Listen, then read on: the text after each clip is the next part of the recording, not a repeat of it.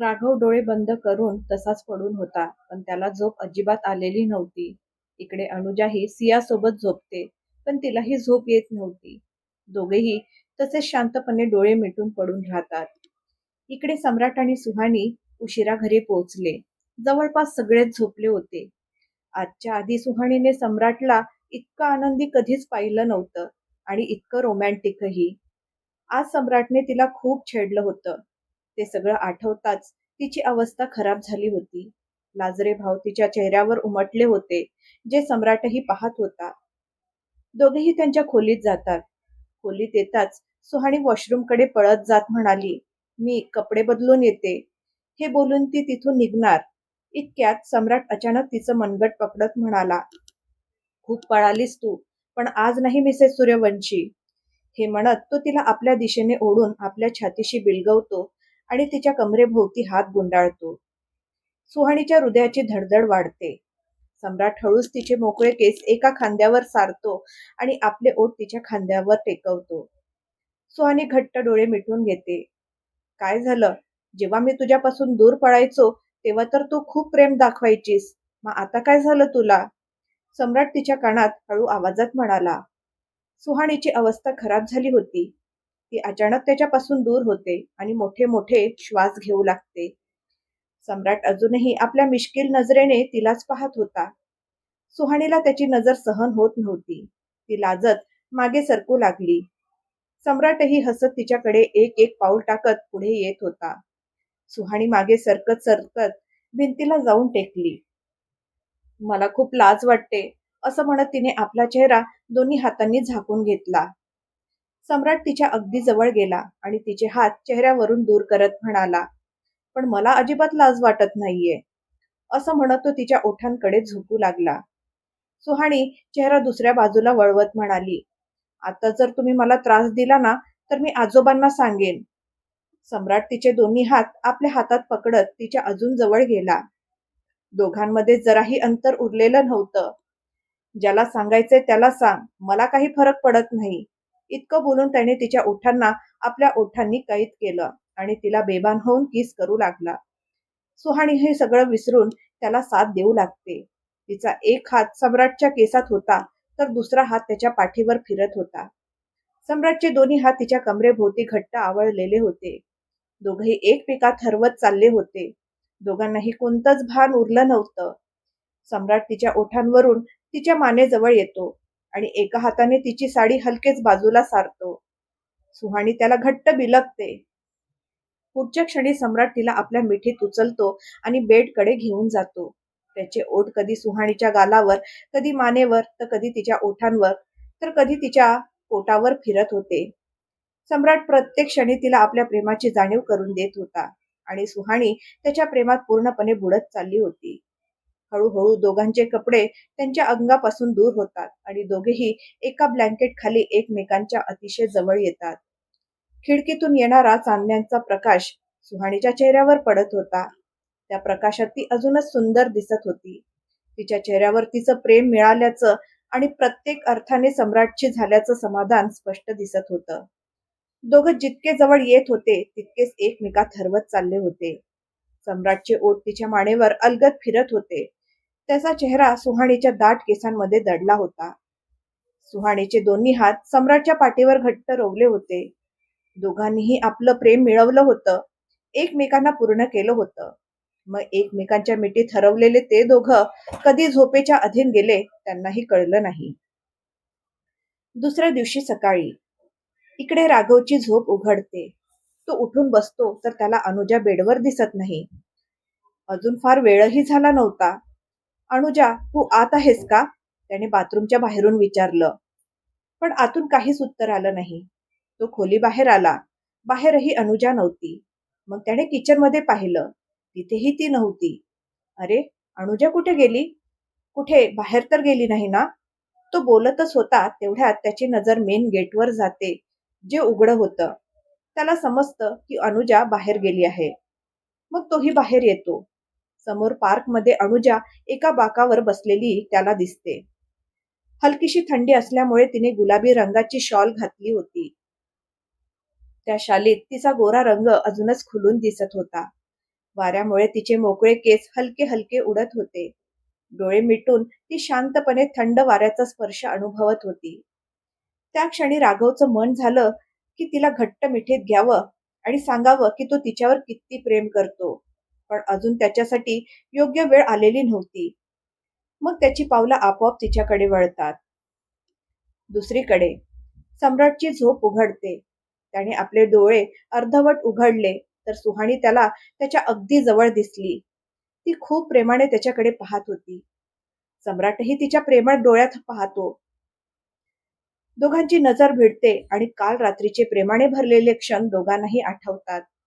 दोघेही हलकेच असतात. सम्राटच्या डोक्यात पुन्हा खोडकरपणा येतो. तो एका झटक्यात तिला कमरेतून पकडून स्वतःवर ओढतो आणि म्हणतो, तुला दुसरे काही काम नाही का? सतत मलाच बघत असतेस. सभ्य मुलाचं जगणं कठीण झालंय.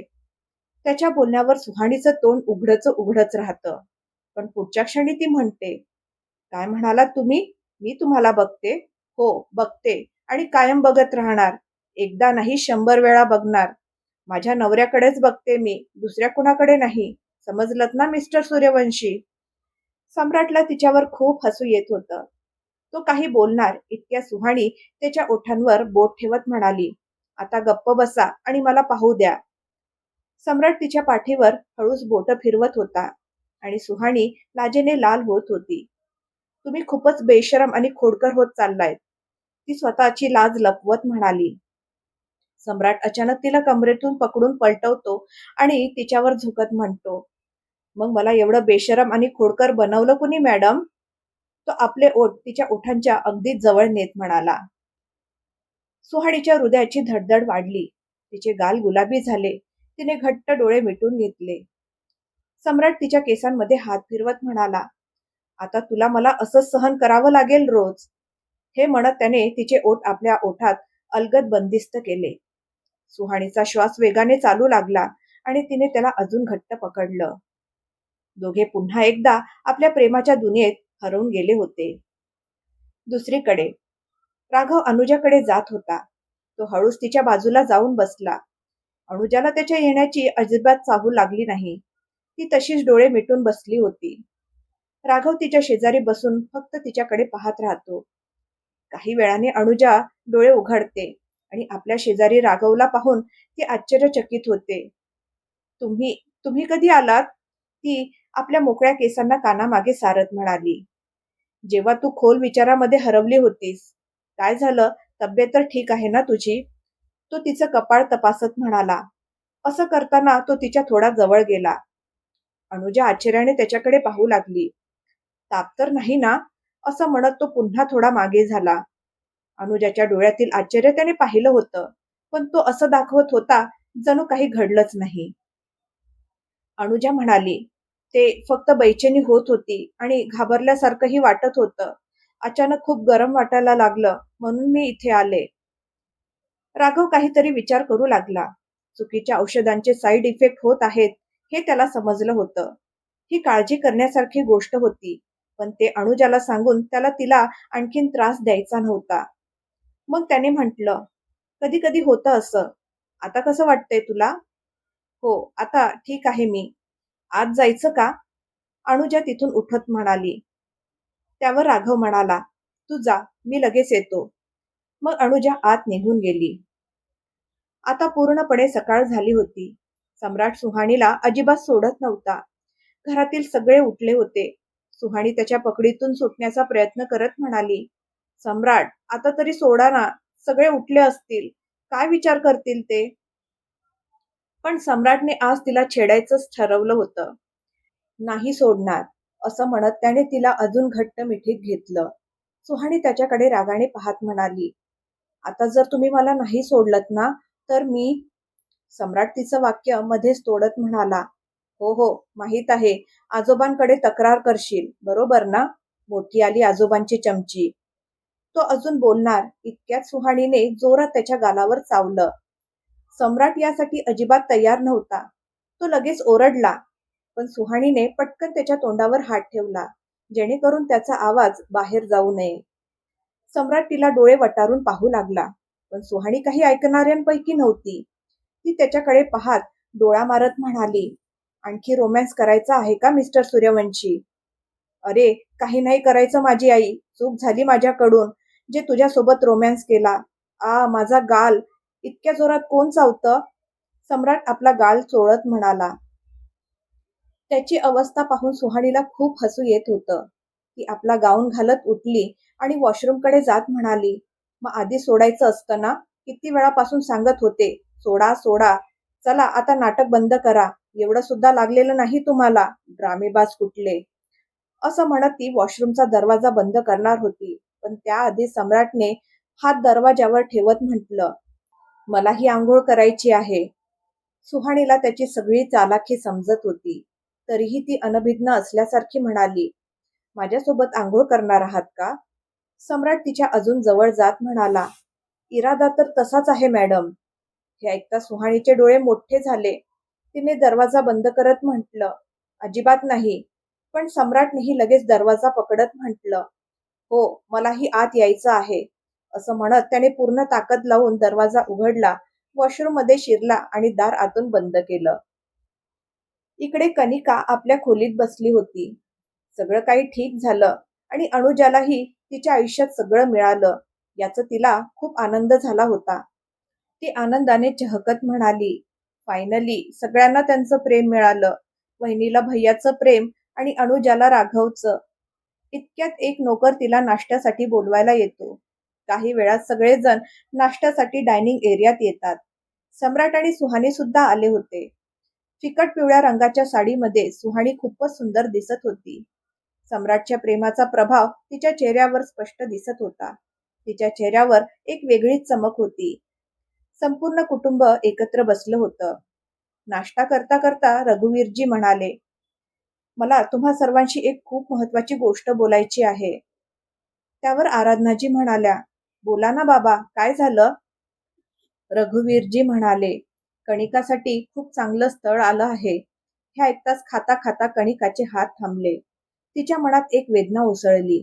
तिच्या डोळ्यात पाणी दाटून आलं, पण तिने एकदाही वर पाहिलं नाही.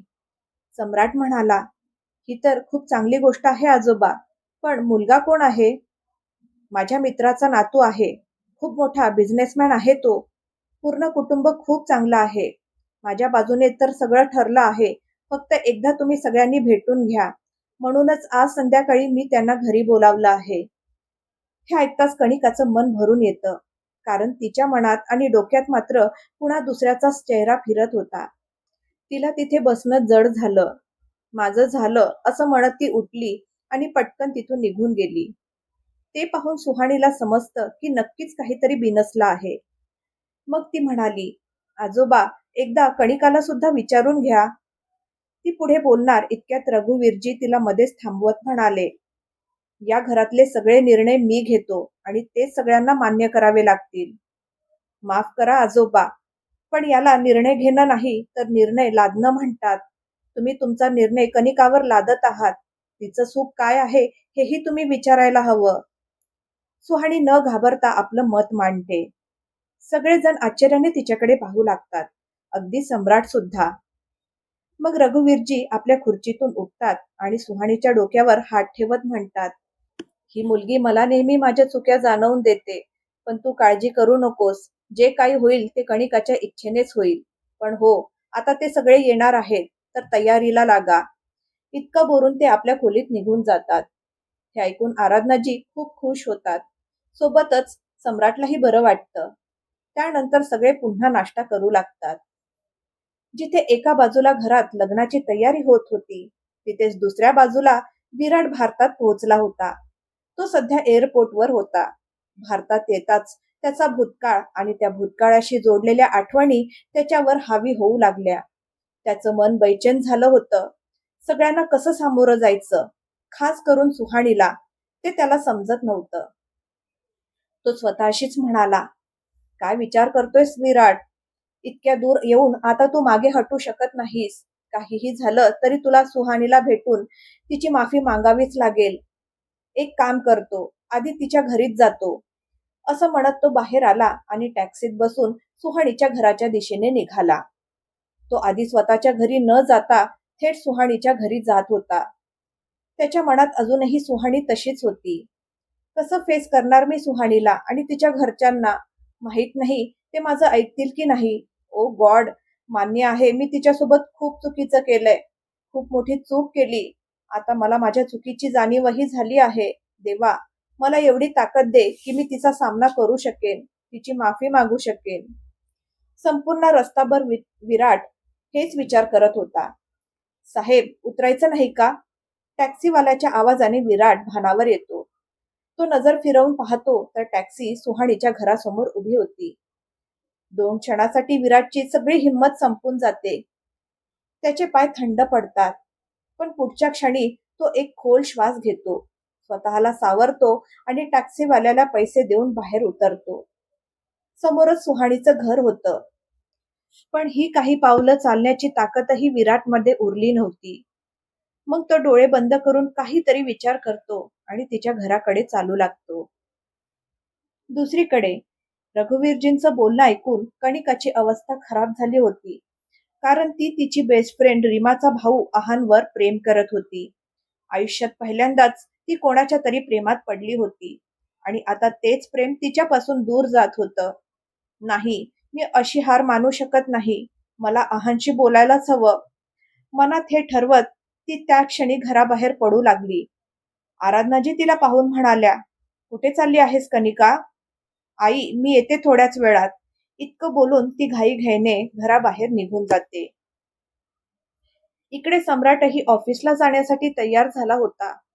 सुहानी डायनिंग टेबलवरील नाश्त्याचे प्लेट उचलून किचनमध्ये घेऊन जात होती. सम्राटला तिच्याशी बोलायचं होतं, पण त्याला संधीच मिळत नव्हती. तो कितीतरी वेळा तिला इशाऱ्याने रूम मध्ये ये म्हणाला होता, पण सुहानीला काही समजत नव्हतं. हे पाहून सम्राट स्वतःचं डोकं पकडतो. यार, ह्या मुलीला काहीच समजत नाही. मग काहीतरी विचार करत तो रूम मध्ये निघून जातो. इकडे विराट एक एक पाऊल टाकत सुहाणीच्या घराच्या दरवाजापर्यंत पोहोचला होता. त्याने डोअरबेल वाजवली. साधारण 2 मिनिटांनी दरवाजा उघडला. विराटचं हृदय जोरात धडधडत होतं. त्याला वाटलं होतं दरवाजा सुहानीच उघडेल. कोण पाहिजे तुम्हाला? एका महिलेने विचारलं. पण ना ती सुहाणी होती, ना तिची आई, ना तिची आजी. ती तर दुसरीच एक महिला होती. खरं तर सुहाणीच्या वडिलांची दुसऱ्या शहरात बदली झाली होती, त्यामुळे ते सगळे तिथून निघून गेले होते. ते ते इथे सुहाणी. विराट एवढंच बोलू शकला होता की त्या बाईने मध्येच सांगितलं, ते लोक तर आता इथे राहत नाही, इथून निघून गेलेत. विराटसाठी हा मोठा धक्का होता. त्याच्या नजरेत तर सुहाणी त्याच्यापासून कायमची दूर गेली होती. आता तिला कुठे शोधणार, तिच्याबद्दल कसं कळणार, हेच विचार करत तो मागे सरकला. त्याच्या डोक्याने काम करणं बंद केलं होतं. दुसरीकडे कनिका गाडी भरधाव चालवत आपल्या बेस्ट फ्रेंड रीमाच्या घरी पोहोचते. आहान काही वेळापूर्वीच घरी आला होता. रीमाची आई त्यावेळी घरी नव्हती. आहान आपलं सामान कपाटात ठेवत होता आणि रीमा त्याच्यासाठी चहा घेऊन त्याच्या रूम मध्ये जात होती. इतक्यात घराची डोरबेल वाजते.